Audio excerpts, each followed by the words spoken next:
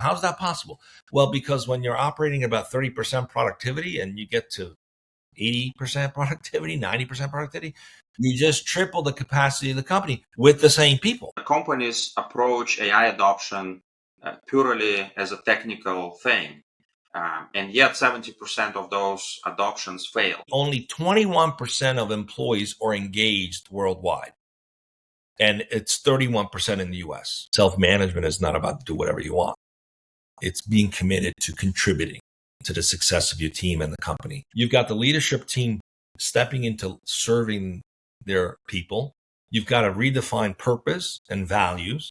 You've got the entire company corralled around it because they designed it. You can't compete with a business like that. AI is no different today in terms of adoption. And the only difference today is that the adoption is not really a technology challenge. It's a human challenge, an organizational design challenge. These are the 4 key tenets of highly engaged cultures. Today I sit down with Tullio Siragusa, a seasoned business strategist, author, and speaker who has spent over 30 years blending disruptive technology with emotional intelligence. He's the founder of EmpathIQ Advisory and the creator of EmpathIQ Framework. We dive into a bold idea. AI doesn't fail because of technology. It fails because of people. Tullio explains why most AI initiatives collapse under outdated command and control cultures and how empathy, decentralization, and emotional intelligence can unlock the true power of AI. He also shares insights from EmpathIQ Framework, a model that helps organizations triple productivity without adding headcount. Please let me know what you think in the comments. I'd love to hear your thoughts. And now, enjoy the conversation.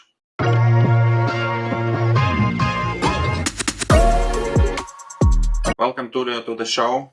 Thank you for your time today. Thank you for having me. I'm looking forward to the conversation. Yeah, great. So why don't we start with a little background from you and what company you run and what work that you do today? Sure. I founded EmpathIQ Advisory, which is a fractional executive and coaching company. I left my operating role about 3 years ago. I've been an executive for technology companies for 33 years. And so I decided to become a solopreneur and offer my expertise to smaller businesses that might be struggling in terms of getting good traction and organizing themselves in the way that they can compete better, and offer my services on a fractional basis. So quite often, those smaller businesses don't have the budget for a full-time COO or a strategist like myself, but can afford 5 to 10 hours to help them gain some traction. So, but I spent the majority of my career in tech.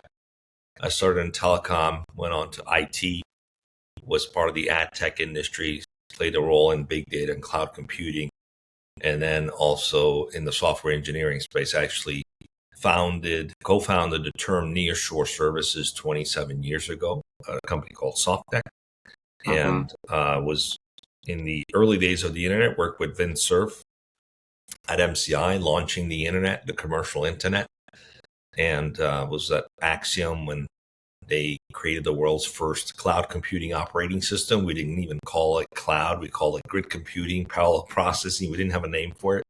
It hadn't been branded yet. So I've been very fortunate to be at these turning points of major technology disruptions that have changed the way we do things. And over those years, I've also seen patterns and been able to sort of tack on to where I see opportunity and also where I see challenges. And AI is no different today in terms of adoption. And the only difference today is that the adoption is not really a technology challenge. It's a human challenge, an organizational design challenge. So it's a very interesting and different dynamic than most disruptions we've gone through in the past, which still dealt with customization and integration challenges, but they were not as difficult or as challenging as today in terms of the human aspects of integrating AI. So that's my history. And throughout the years, I taken everything I've learned, both through successes and epic failures, and packaged them into a framework called the EmpathIQ Framework. And this is a framework designed for long-lasting transformational impact, which is also a framework I use to help organization be AI ready. And we could talk about what that means, being AI ready, in just a little bit. But that's my background. Okay, great. No, great. Thanks for sharing. Yeah, we will talk about your framework and AI. Obviously, that's exactly why I wanted to talk to you. So, so you've said that companies approach AI adoption purely as a technical thing, and yet 70% of those adoptions fail. And so why do you think that happens? And you mentioned there is a human aspect in adoption that people should pay attention to. Can you talk a little bit about that? Yeah, absolutely. I think I want to borrow an historical precedence as to why this happens as well, which I think will help shed some light on this. When SAP came out, it was one of the most phenomenal enterprise resource planning platform in the market.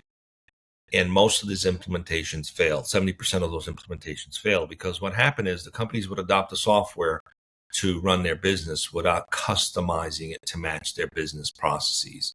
And so then you had the big consulting companies that came in and said, no, the technology is not the problem. You have to first design your business processes, and then the software can enable you to automate and improve it and gain efficiencies, and the value of the software comes alive by integrating your business processes. So change management became the norm in terms of how do we adopt the technology and change our processes or adopt our processes so that the software can create value, right? So, and then eventually the rest is history. Obviously, these big integrators have done very well providing those services, whether it's SAP, Oracle, or something else.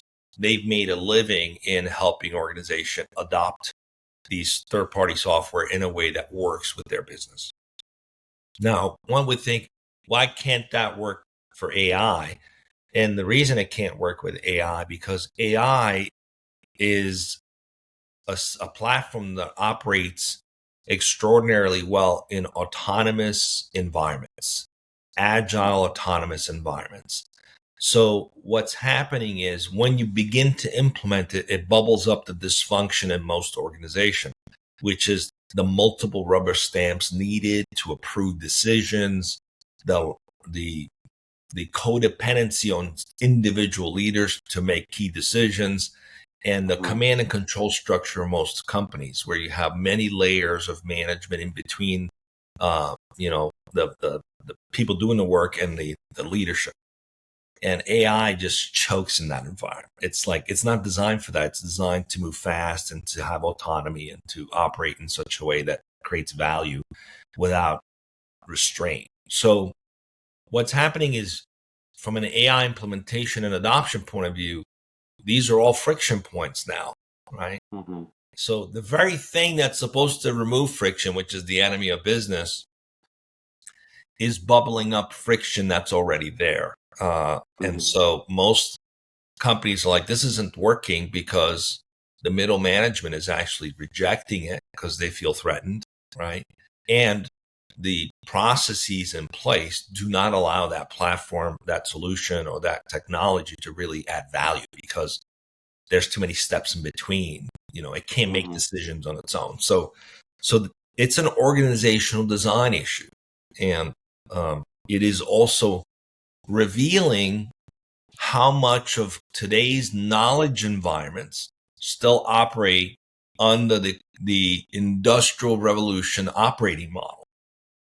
And what I mean by that, when the industrial revolution happened, you had to have very stringent processes that would literally safeguard lives, right? You needed to have a process that was followed to the T to safeguard lives, because you're building something. If you don't do it, you can get hurt. And people literally died before these processes were put in place. So there's a risk in industrial settings of not having well-defined structures that have very rigid approaches to doing things. It's designed purposely to safeguard lives, right? Mm-hmm. But if you fast forward, most companies still operate this way. You've got a lot of guardrails and a lot of rigid processes and rubber stamps of approval, checks and balances, which is very reminiscent of the Industrial Revolution, except that we're not working in environments where people have the risk of dying, right? It's actually just choking people to death in the sense that mentally they're not free to innovate, to take risks, to take calculated risks. So inherent within most of these organizations, you have high level of disengagement, and the stats prove it. Okay, so Gallup just recently did a study that says only 21% of employees are engaged worldwide, and it's 31% in the US. Which means if you look at it from a productivity standpoint, it means that most board and most CEOs are okay with having employees work 3 months out of the year. It would be the same thing as saying, everybody take 9 months of vacation, just work 3 months. What company would agree to do that? But that is exactly what's happening. It's exactly what's taking place, and it's become acceptable, right? So AI comes into an environment that can help you be more productive, but it's an environment where that's not built into the system. There's no decentralized autonomous decision making. There's no empowerment. Everybody's kind of like a cog, and you bring in this like Ferrari on a dirt track, and you step on the gas, it can't grip. It just falls off the road, right? So this is the problem of still having these command and control codependent business models that are the leftovers of the Industrial Revolution. So what I've seen is in companies that do adopt decentralized autonomous organizations, self-managed organization, empowerment, a lot less friction, teams and silos being removed and collaborating more closely, I've seen significant improvement in productivity. And I'm not just the only one seeing it. Again, the Deloitte, the McKinsey, the Gallup are showing through their studies that these organizations are significantly more productive. The employees are more engaged. Engagement translates to productivity, but also translates to innovation. They are more profitable. They generate more sales. They have more stickiness with their customers. They have a lot of impact that is just tied to the culture being an empowered culture. Now, imagine in that culture, you add in AI, it becomes an exponential accelerator. So unless you have that culture in place, most AI adoptions are failing because most companies are ill prepared to adopt AI. And also the way they're going about it is flawed, right? I think of like adopting AI the way you would do a post M&A integration in an empathetic way, right? You can do it two ways. You can surgically bring people in and they feel like they've been conquered. And you say, this is how we do things. And you could discard all the values they've created for that business and just say, now you do it the way we do it, right? And instantly you got a bunch of disengaged people and people that want to quit. And most M&A integrations happen that way. And that's why most of them fail too, to get synergy, because you're just basically saying, it's like I just went to war and I conquered your country and now you're going to go under my laws, right? Versus, hey, we've got two companies coming together. What can we create new together that brings the value of both of these organizations in a way that benefits the employees and the customers in a significantly better way, right? That requires empathy. That requires more of a design thinking approach. So the way I look at AI integration, if you have that same approach to look at it as you just acquired a super fast, super intelligent company that can bring in some processes and some capabilities that your current company doesn't have.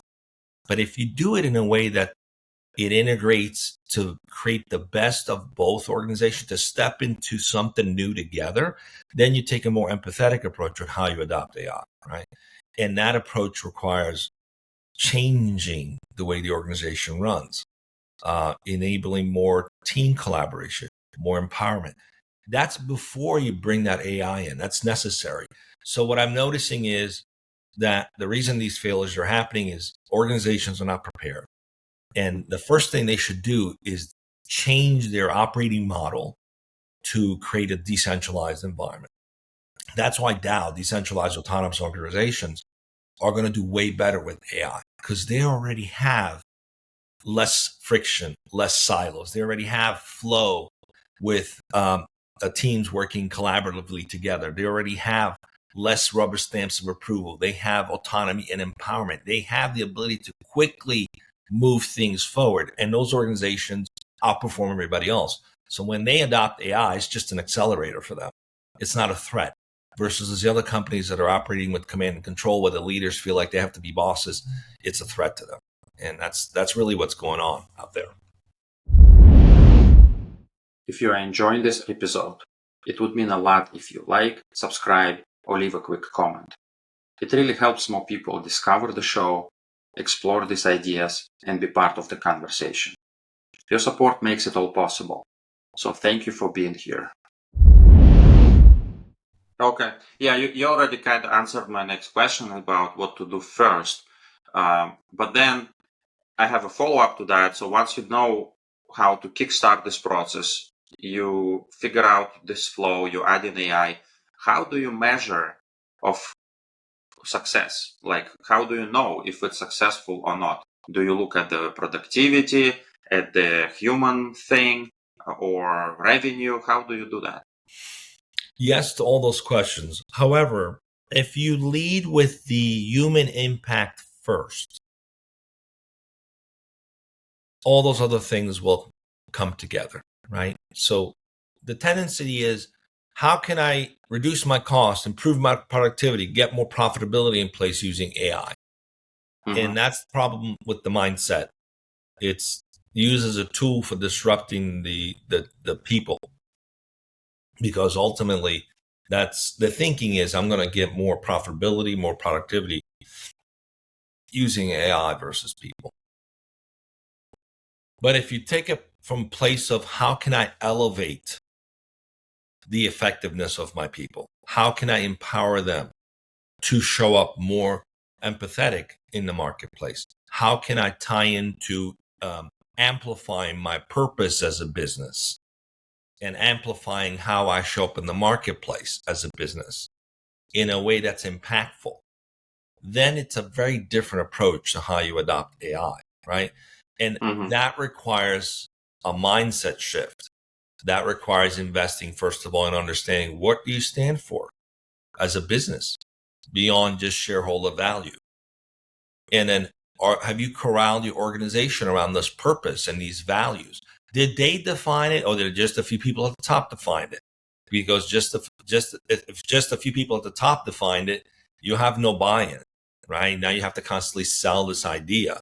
But if the people in the organization defined it collaboratively, these are the amalgamated input of all the employees that they value these things most, right?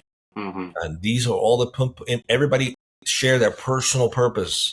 And through the sharing of that personal purpose, we took 500 inputs, and what bubbled up is this theme that represents who we are, right? Now you don't have to sell it, because you have adoption bought in from day one. The team defined it. The organization defined it. So you have to first define what you stand for, right? And here's the thing. Companies that operate this way are way more profitable than those who don't. So it's not a nice thing to have. It's actually strategic. The problem is, no one's tracking it in a very organized way, right? You don't have, for example, in a board of directors, you don't have committees for understanding the employee satisfaction. Because if you did, you would be able to understand whether you have an empathetic leadership team and how people feel about being there, because that has a direct correlation to how engaged or disengaged they are. And that translates into productivity, and that translates into revenue and profitability. So when you look at AI, it's just improving the outcomes, but you don't treat the root cause that initiates and creates those outcomes. It's like taking medicine to just mask the pain instead of taking medicine that deals with the root cause of the problem, right? You can mask the pain, but you're still the root cause is still there. And eventually you're just going to get sicker, right? Or you can go treat the root cause of the problem, right? So what I say is, and it's not just me saying it, this has been proven with data that's coming out every day from well-known, well-respected organization. You have to create the model first where people feel a sense of belonging, where people feel they can make an impact, where people feel like they belong to something greater than themselves, where people feel they can grow. These are the 4 key tenets of highly engaged cultures. Give me something that makes me feel like I belong to something greater than myself, which is why religion and politics is so big, right? Give meaning behind what I'm doing. Same reason those systems so big is give meaning. This is also the reason why people have families, why people sign up to be entrepreneurs, right? Let me have an impact, which is why people, again, join movements, volunteer, have families, build companies. They want to make an impact. And let me grow, which is why this health industry is like, I think, $1 trillion, right? When you consciously design your organization around these 4 tenets, you can't compete with a business like that because employees are stepping into an environment where it feeds their human need. It's a human need. We all have this need to be able to make an impact, to be able to grow, to belong to something greater than ourselves. So to do that, you have to change the way the system is set up. It can't be everybody feels like a cog in a wheel. It can't have all these departments and silos and little kingdom that operate independently. And you got all these layers on top, making sure they're all talking to each other. It's too convoluted, right? You've got to create a model where flow happens, where people can step into wanting to give of themselves because it's contributing to something greater than themselves. And you can't have that if your business doesn't have a clearly defined purpose. Right. And your purpose might be, we want to create shareholder value, right? But how do you go about creating shareholder value? Well, strategically, it's being proven that the way to do that is to create a more empathetic approach to business.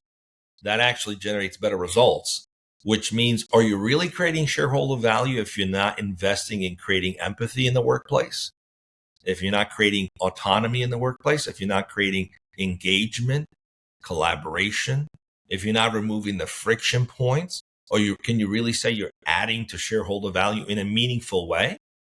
And can you really say that that shareholder value is actually something that the maximum your company can generate? Because according to Gallup, only 31% of employees are engaged, which means you're creating shareholder value only at 1/3 capacity of your business, which means you have a $10 million a year salary budget.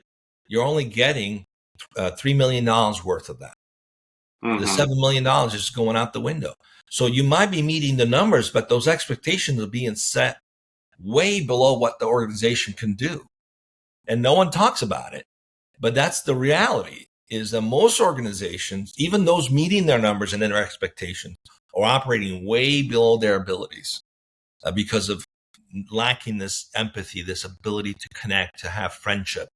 So when you create that, then you have exponential impact. You can go from a 30% engagement to 80%. You'll never get to 100%, right? But 80%, I've seen that. I've seen as high as 76 to 80% engagement, right? Low turnover. Now you have the ability to triple your current operating capacity without any additional headcount. It's one of the outcomes from my EmpathIQ framework is that I've often seen a tripled operational capacity without any headcount. How's that possible? Well, because when you're operating about 30% productivity and you get to 80% productivity, 90% productivity, you just triple the capacity of the company with the same people. It's not difficult to do if you have the right framework in place. Yeah, so I think it's a great transition to talk about your EmpathIQ framework. Can you tell us about its principles and how can it be applied, basically? Absolutely. So the foundation of the EmpathIQ framework is empathy and intention-based design, which is the next evolution of design thinking. I've been an advisor to the design thinking program at the University of California, Riverside, for almost 5 years.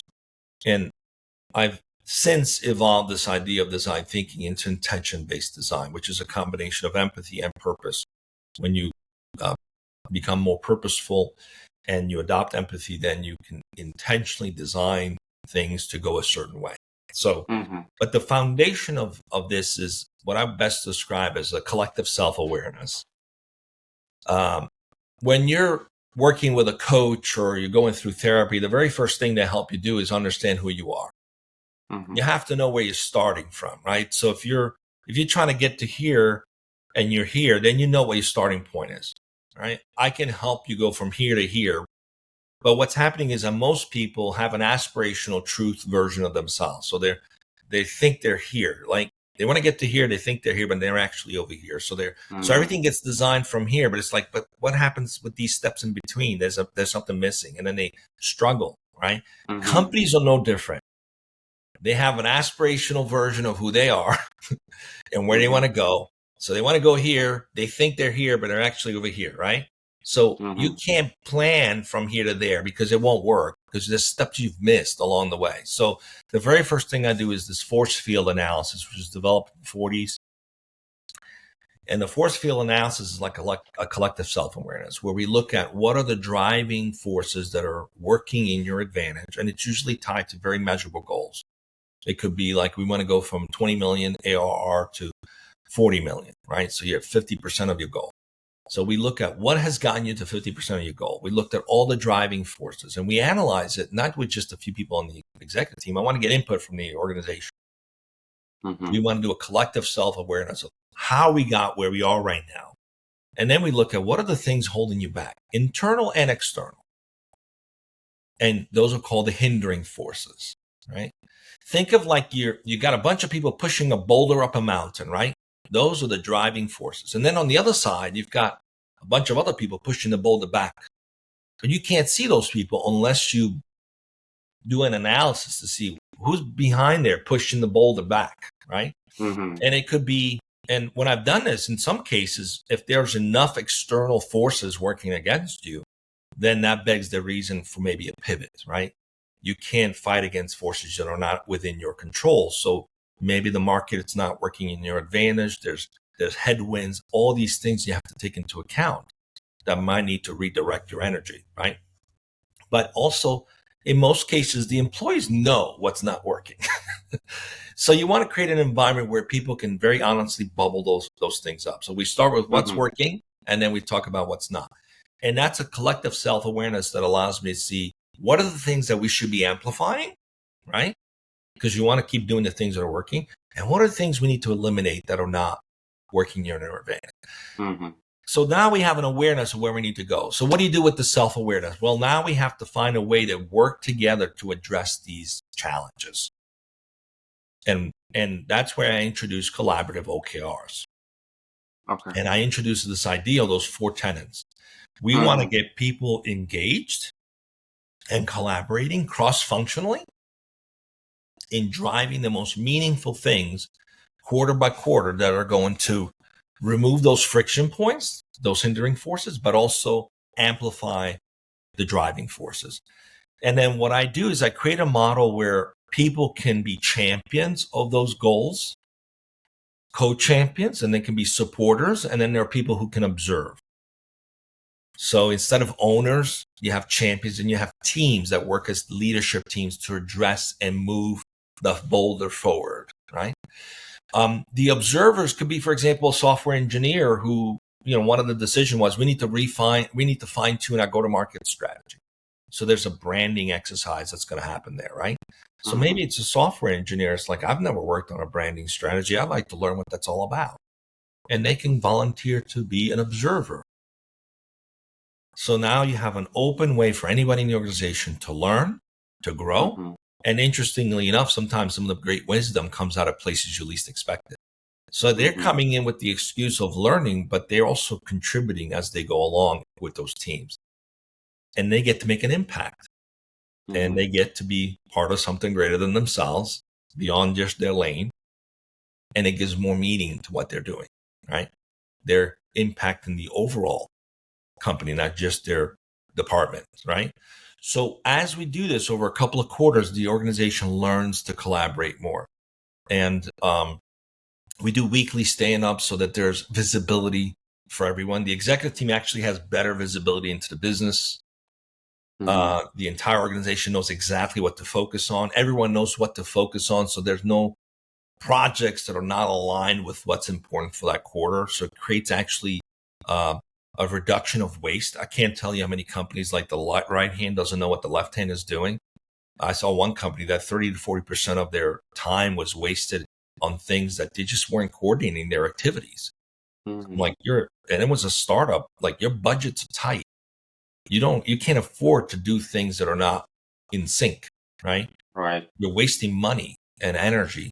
So by moving in this direction, they can refocus their energy, and actually it helped them survive and thrive during a very difficult time. So that process is really about learning to collaborate together and fix the most meaningful things together. And then there's momentum that happens with that and excitement. Wow, we just solved all this stuff. What else can we do? What else can we do? And it's not a top-down approach. And in that process, I do coaching too, because now the leaders are like, well, what's my job now if I'm not the boss in this process? Because I encourage them to participate like everybody else. Okay, well, we need to rewire your mindset now. That's where neuroscience coaching comes into the framework, which is to help those leaders step into being servant leaders, to be coaches, to be mentors, to be the enablers of everybody else's success, not the controllers, not the compliance drivers, right? So that's a mindset shift. And that needs to happen as well, because you can't go from where you are to where you want to be with the same mindset. So in some cases, there's limitation in beliefs. So I work with those teams, whether it's the individual leaders or the teams, to identify. And while we do this over a couple of quarters, I notice where the hangups are, right? And sometimes it's the CEO and sometimes it's someone else. And I work with them to address those things that might create friction in this process. So after 2-3 quarters, part of what we start to do then is, you know what, now that we're working really well together, we've got the system in place, we've helped some of the key leaders to change their mindset.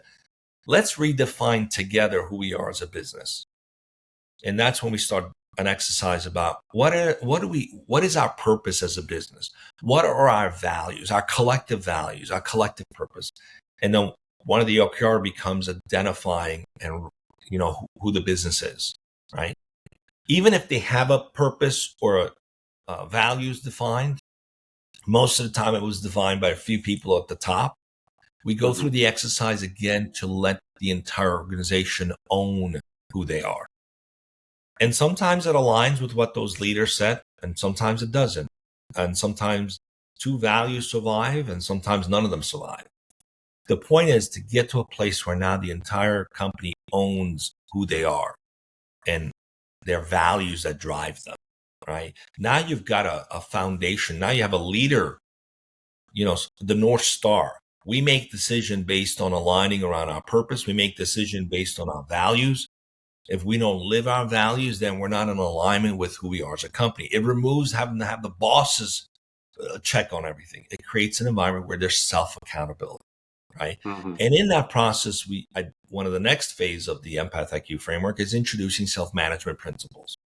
And this is also what we begin to introduce this idea that no force, which means you can't force people to do what you want them to do. You can't coerce them. You can't use fear tactics. You just saw that in the past 2 quarters, they know how to work together. They know how to step up and contribute. So there's no reason to force anybody. And the second principle, which is the most important, is really 100% self-accountability. Otherwise, you just have chaos, right? Self-management is not about do whatever you want. It's being committed to contributing to the success of your team and the company. And then as we start to do that, then we look at the other gaps. Okay, what do people need to be able to operate in such a way that they operate autonomously? Well, they need information about the company's financials. They need information about the P&L. They need to be able to make decisions based on the facts. Mm-hmm. We're all adults, right? If we have the right information, we make smart decisions. We make difficult decisions every day. Where to live, whether to get married, whether to have children, whether to get an operation, all these difficult decisions. What do? We analyze the information, we think about it, we meditate on it. The more information we have, the better decision we can make, right? So you got a bunch of adults working there. If you empower them with the right information, they've just proven over a period of 2 quarters that they can collaborate and move significant things forward. Now you begin as a leadership team to trust the fact that, you know what, we don't have to make all these decisions. These guys are really good at this. Let's just empower them more. Let's share where we are financially. Let's share what we need to overcome. And then that becomes a challenge that everyone takes on. Now we've defined how to work together. We've defined our North Star, what we stand for as a business by having to redefine our purpose. We've defined the values that guide us. And now we have the insights and information to help us make business decisions as a team. And so now you've come full circle in about a year where you have an organization where the CEOs feel like they got their life back because they don't have to be the go-to for everything. They get to focus on the things they love doing too. I can't tell you how many executives are just tired. They have this duplicitous life. They put on a mask at the office and they get to go home and be themselves. Well, in this environment, everybody operates like friends. So you can just be yourself because it's not all new. The team is taking on the charge and the responsibility, but your job is to serve them, right? And so what emerges from that is a redefinition of the hierarchy. It's not based on title. It's based on merit. People will follow leaders because they're willing to serve them. So now you've got a major transformation that just happened. You had a company that maybe only 31% was engaged. Now you've got 80% engaged. Your productivity is through the roof. You've accomplished some things you never thought you could accomplish. You've got the leadership team stepping into serving their people. You've got a redefined purpose and values. You've got the entire company corralled around it because they designed it. You can't compete with a business like that. You simply can't. And so that's the EmpathIQ framework. It's this framework that allows you to go from a disengaged organization or poorly engaged organization or an organization that maybe isn't that productive or effective into one that's highly effective, highly engaged, and very collaborative. And so that transformation, it's not hard to figure out the impact that has on a company. Yeah. So what I gather from this is that it's a phased approach to do this new culture, if you will, in the organization. Yeah. You do step by step. You start with first thing, second thing, and so forth.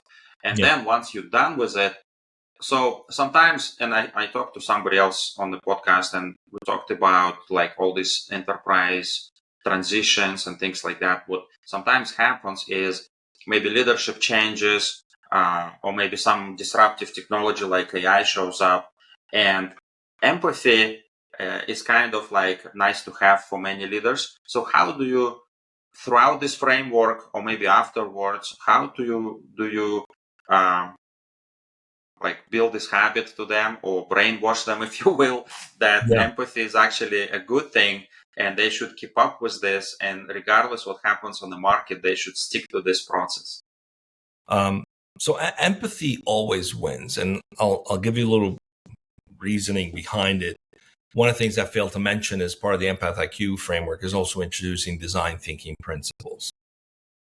And so it's about infusing empathy in every touch point. And the best way I can describe it is this. Let's say you're going for a job interview and you decide, I'm going to get a new suit. The suit itself is just a transaction. The big question is, how do you want to show up at that interview? And if you look at how most business decisions are made, it's always a transaction, right? It's nice. You're just meeting the transaction. But if you don't ask the question, what is the outcome that we're trying to achieve from this transaction? What is the impact behind this transaction? What is the experience that we want people to have through this transaction? And that's what really empathy is about, is elevating the transaction to something that creates resonance. So really the person, what they want to do is they want to show up powerful and confident at this interview. The suit is just a vehicle to give them the sense of confidence and power. So now they go shopping for the suit and they go to 3-4 different stores, and it's, everybody's got a different suit, different prices. But they walk into one store and the salesperson says, can I help you? Yeah, I'm looking for a suit. Great. What is the suit for? Well, I got a job interview coming up. Oh, tell me about this job. And they talk about this job. Are you excited? Yeah, I'm very excited. So let me ask you, how do you want to show up at this job interview? Oh, I'm so glad you asked. I really just want to show up powerful. I want to feel really confident. The salesperson says, let me show you these 2 suits that I think will do that for you. And maybe they're the more expensive suits. But guess what happens? You just felt heard, validated. Your real need is being met beyond the transaction. Now that salesperson is really your vehicle to fulfill what you're really looking for, which is to show up powerful and confident. It's the same transaction. It's just a suit. But you went ahead and bought from the person that made you feel heard and validated and understood. And so the best way I can help an organization understand the value of empathy within the organization is to first show them the impact it has outside of the organization and their sales and the things that are most meaningful to that revenue. Because if you're just selling a transaction, so is everybody else. How do you differentiate yourself? Why should they do business with you? Because you have all these awards and accolades? That doesn't say anything about them. That's all about you, right? Mm-hmm. There's no empathy there. But if the customer feels heard, validated, like their needs are being met beyond the transaction, they'll always do business with you. Always. And I've proven this in very busy, very competitive marketplace, like the software engineering space.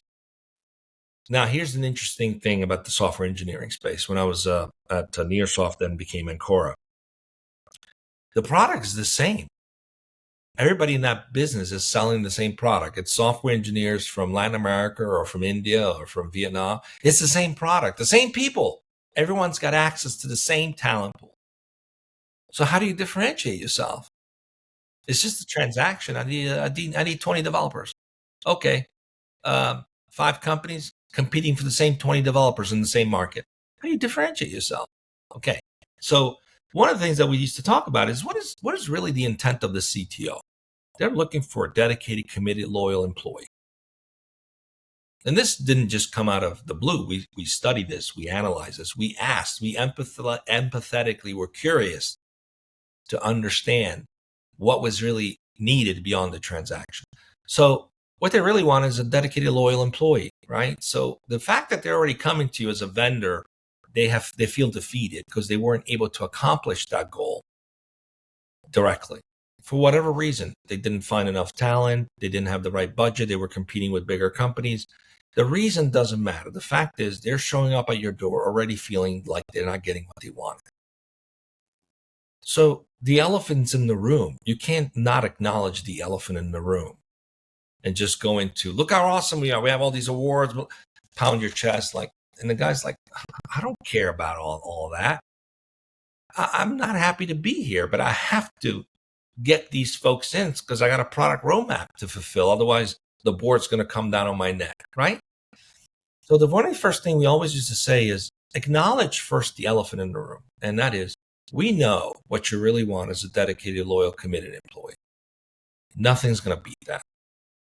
We've designed a model to closely replicate that experience so that when you hire us, the team feels like it's your team.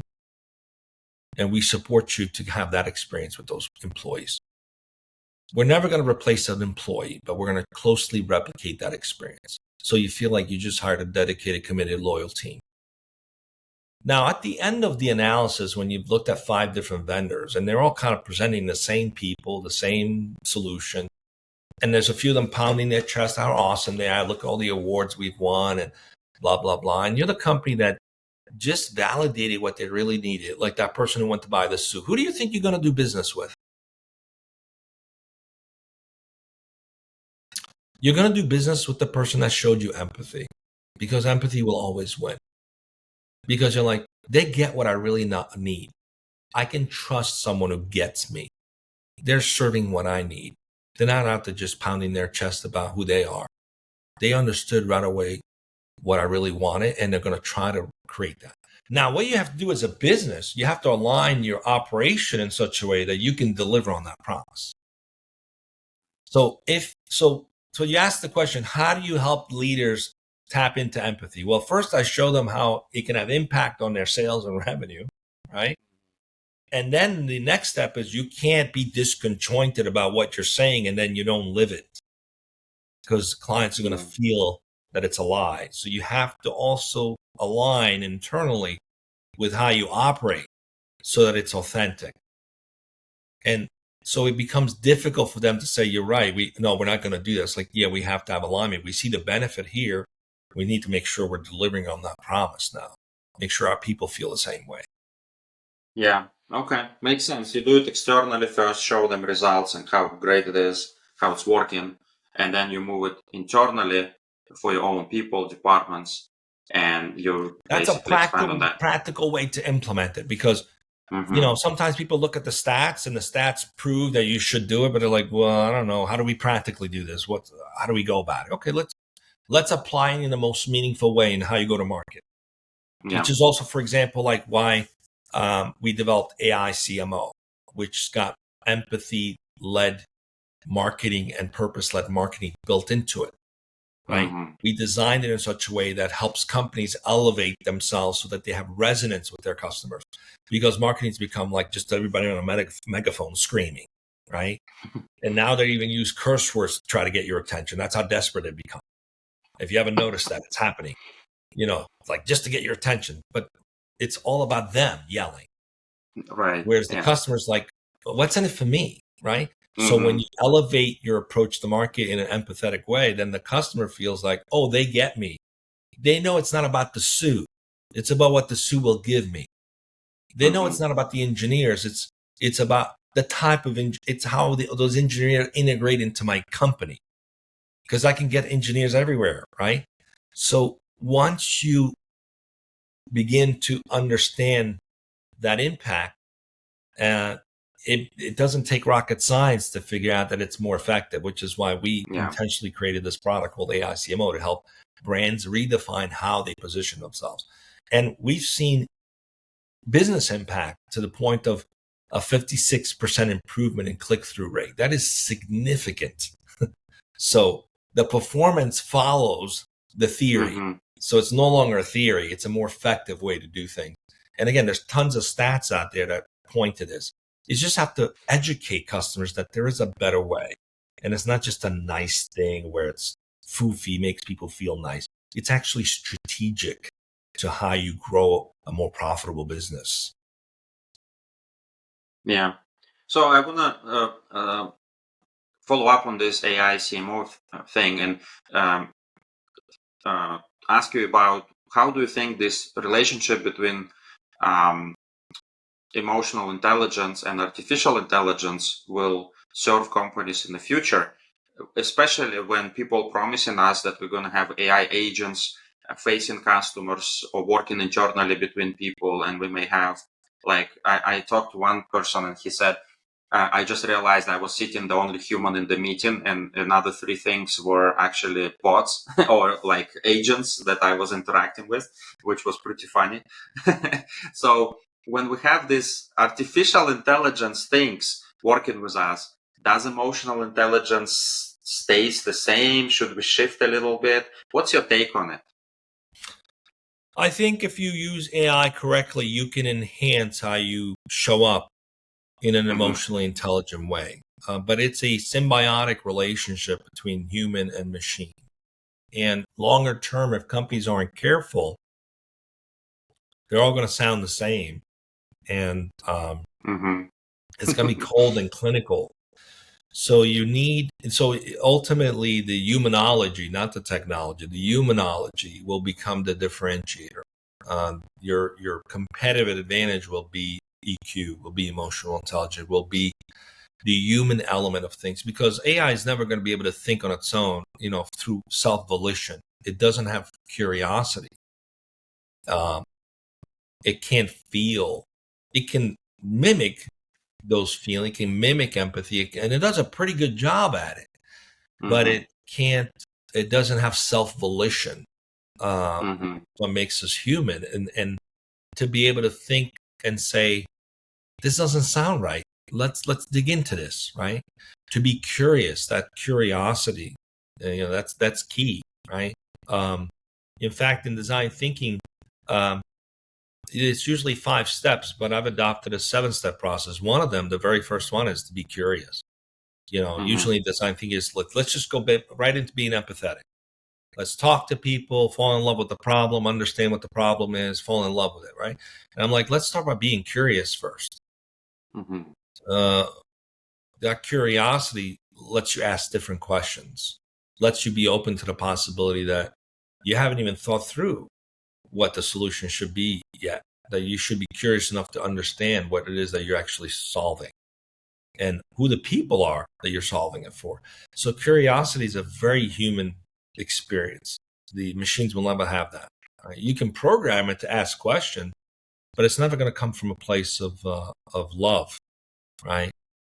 And which is emotional intelligence, and also wisdom. Wisdom is knowing how to take knowledge and apply it in a way that's appropriate for that time and that circumstance. The machine can't determine that. If someone, if you're tracking productivity, for example, it doesn't know that your productivity might have dropped because you just lost a loved one and you're mourning for a little bit, right? Yeah. Human will know. Take time for yourself. You're fine. Take as long as you need to get back into it, right? The machine will spit out a pip and say, hey, your productivity dropped 40%. Here's your performance improvement plan. It doesn't know what happened, and the way it would ask it would, potentially, it could be programmed to say, hey, what's going on? Something happening? It could be empathetic that way, right? But that's just something you observe as a human being. You can see the body language. You can see people's eyes. They're in a call. Now, you can probably program AI to mimic a lot of that, and it would do it, and it'd do a great job. And that's important too, because we need more of that. You can use AI to enhance how you position yourself, even how you communicate internally, to enable more empathy and more understanding. But ultimately, your competitive advantage long term, as AI gets adopted more and more, is going to be the human element. It's that emotional intelligence, that piece that understands what you're really looking for. It's not just a transaction. It's an outcome that's tied to an emotion. And AI will never feel emotions. It can be programmed to mimic it, but it will never really feel it. So ultimately, that's going to be a competitive advantage, is the human aspect. In fact, I asked a VC once, I have a friend of mine, I said, where do you see in the next, let's fast forward 10 years. What do you think is going to emerge in 10 years? And she said to me, Tullio, in 10 years, people will need to know how to socialize. People will need to know how to be in a meeting with other humans. People will need to know what it's like to appreciate art and poetry. I said, well, that's a scary picture you're painting of where we're going to be, this cold, mechanistic sort of culture. And she's like, yeah. I said, you're describing the rebirth of the Renaissance. It's like history has a way of repeating itself, right? What happened? The Renaissance came at the tail end of the printing machine. That was a big technology back then, which allowed us to communicate to the masses at scale. So it became transactional. And then all of a sudden people got interested in art and poetry and music because they needed to feel human, right? They were afraid that the machine was just going to make everything cold. And so to a certain degree, I think we will have a similar renaissance. And the companies that prepare for that understand that the human element is always going to be the forefront of making you win. The empathy is always going to be your winning secret weapon, are going to thrive extraordinarily well. So it's not about implementing AI to replace human. It's about enhancing and elevating. And some companies will do a lot of replacement and only to find themselves a year later not being able to compete with those who didn't. And it's going to be a revelation for them to say, what's going on? Well, because you sound cold. And, there's no connection, there's no resonance, there's no soul in what you're doing.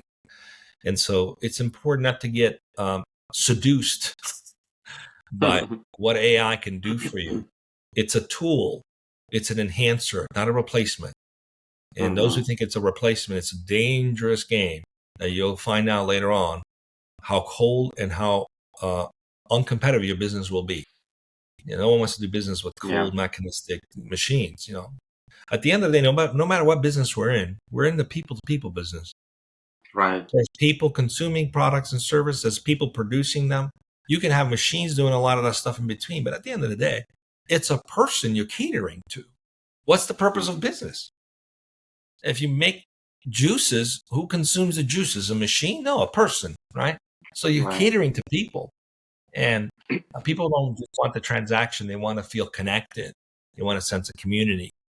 And there's brands that have proven it time and time. Even Apple, when Steve Jobs was there, the Mac was not the best computer. The technology was not the best. The PC was far more superior. But he created a community of the crazies, the cool kids, the creatives, right? If you're it's creative, you want to use the Mac. And he attracted that community of all the advertisers and cool people, right? He created a community. He empathized with their need was to feel special and different and to use a product that made them feel like they were part of a community that was special and different. The innovators, the disruptors, right? And it worked. Now, fast forward, it's the number one computer in the world, right? But the strategy was to first create a community. So as a business, create a community. Don't serve everyone. Serve a community that resonates with who you are. And in time, that community will serve you because they'll be your evangelists, your ambassadors. And more people will join that community because they feel like there's humanness there, right? Yeah. So, right now it's hard to see it, but fast forward in 10 years, I think we're going to start to see that very clearly, that the companies that invested in empathy and in the human element will outcompete the others. And this is funny. I was listening to you and over I'm thinking about the companies that are becoming big on the market, and some of them are targeting this front line customer support, call services, all these different things that require actually human talking to human, figuring out things. But now they're replacing it with AI. And I think it's so funny right now that you said it, that connection, they will all sound the same. The connection will drop. Like, we all hate talking to that 800 number with the answering machine, or chatbot that is so stupid it can't even help you really quick, and you want to press talk to human really quick. I think they have a program to keep asking, no, I can help you. I'm like, no, you can't. Not this issue. And it's hard for you to understand that you can't because you're not a human. You're a machine. And it's like, stop pushing that agenda. Yeah. That's fun. Okay, so almost at the end here, in the final question, I wanted to ask you for advice for any CEO who maybe wants to adopt an AI technology in a certain way, or maybe they want to acquire a company or something like that, and how to go through this transition and prepare their company and their people in an empathetic way. Look into and invest into learning what decentralized autonomous organizations are all about, or as known as self-management companies. The reason for that, it's a lot easier to integrate an acquired company into an environment that has less middle management and less friction and less silos, because then you don't have to figure out which kingdom is going to take over, right? Because one of the big questions is, okay, we got 2 VPs now. Which one is going to which one are we going to keep? We got 2 chiefs. Which one are we going to keep? So that's a conversation that happens in post M&A conversation, or even at the initial stages of an M&A, right? So it becomes challenging. Okay, well, we got 2 IT departments. Which one are we going to keep? That's inherent in those kind of command and control industrial revolution companies. In decentralized organization, that's not a problem. because the solution is not at the top to solve. It's at the team level. The team will figure out how to synergize. And if there's a need, in some cases we have duplication, well, with empathy, you can look at it, rather than get rid of people, where can they metamorph into something else in the organization, right? Unfortunately, there's always some collateral in post-M&A. It doesn't have to be. So you want to create an environment where it's easy to integrate something else. And don't think of it as anyone being conquered. The best way to integrate is to create a new version of the company each time. You're bringing in new capabilities, revisit what you do that can be enhanced, and introduce it as this is our next evolution as a business, so that everyone steps into something new. No one feels like the conquered, right? That's the key thing. And when you do it that way, it makes everybody excited, because everybody feels like, oh, we're just like starting a new business together. It's the same company, but you have this new energy about bringing these guys in gives us this capability. We should integrate that into our messaging, how we operate. So now we're presenting ourselves as a new way of an enhanced company and a new approach that we didn't have before. And it gets people excited. So create an environment where decentralization, autonomy, empowerment is the key. And look at bringing in, if you're doing M&A, looking at bringing into company as a way to step into together into something new, not making anybody feel like they're the conquered ones. Step into something new and be open to continuously evolve that way, to step into something new. And in that process, you can capture new opportunities, new markets, because you look at it from a startup mindset. What else can we disrupt now? Where else can we add value with this new approach that we have through this integration? The integration is a lot easier when you have less silos, less kingdoms. So ultimately, you move faster, but don't be afraid to redefine. Let's revisit our values. Let's revisit our purpose now that we've acquired this company, so that it gives them an opportunity to contribute. Because, if the employees create it, then they own it, right? Imagine someone gets hired into the company and says, who created these values and this purpose? And you can confidently say, I did that. And you ask another employee and they say, I did that. It's like, oh, really? Yeah, we all defined it, right? So now if you're bringing in an acquired company, you want to give them the opportunity to do the same thing. So don't be afraid to revisit what you already did. It's important. It gives people an opportunity to feel integrated, to feel like they had an impact in how the company operates. So don't choose efficiency over relationships. That's a difficult thing to do. But those who choose relationships over efficiency, they gain efficiency. So it's a weird paradox. It's like when you invest in those relationships and those connections, the efficiency happen because you get collaboration, and productivity comes out of collaboration, and innovation comes out of collaboration, and speed. And so you gain the efficiency from that angle, not from just cutting and slicing and doing those traditional things that most companies do that actually are detrimental to the morale of the organization, that actually negatively impacts productivity and innovation. So when you analyze it, the outcomes are clear and the studies are out there. So educate yourself, because they exist. Yeah. Okay, that's great. Thank you, Tullio, for your knowledge and information and sharing with us. That's been great, wealth of knowledge. Thank you for having me. I appreciate being here. Yeah, of course. Okay, thank you very much. Talk to you later. Bye-bye. Thank you for tuning in.